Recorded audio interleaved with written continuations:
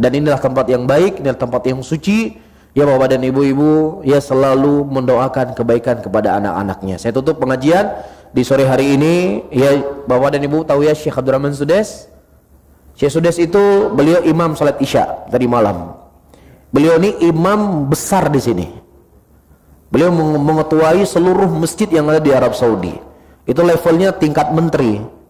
Jadi kalau beliau datang ke Indonesia itu yang menyambut presiden, bukan orang sembarangan yang menyambutnya. Syekh Sudes, imam Isya tadi malam. Beliau di masa kecilnya itu namanya anak-anak pasti nakal ya, pasti nakal. Tetapi subhanallah, setiap beliau membuat hal-hal yang tidak disukai, ibunya selalu mengatakan, wahai anakku, mudah-mudahan engkau jadi imam Masjidil Haram. Setiap ibunya marah, selalu doain apa? Mudah-mudahan engkau menjadi imam Masjid Haram. Subhanallah, Allah kabulkan. Jadi bapak-bapak dan ibu-ibu, ketika anak kita, ya namanya anak-anak kan, pasti ada hal yang kita sebel dengan dia, nggak suka.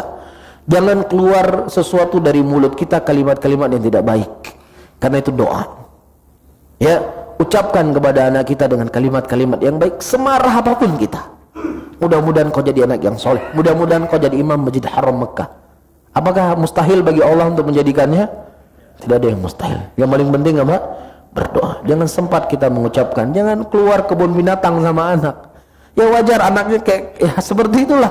Setiap marah ibunya selalu itu keluar kepada anak-anaknya. Jelasnya tahan emosi. Ini nikmat yang paling besar.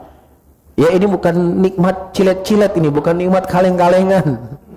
Ya nikmat besar punya anak. Ya punya keturunan.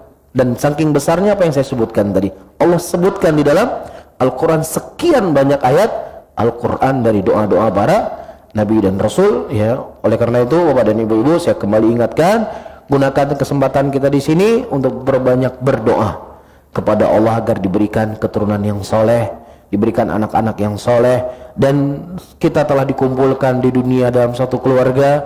Kita juga berharap Allah mengumpulkan kita semua di dalam surganya Allah Subhanahu wa ta'ala.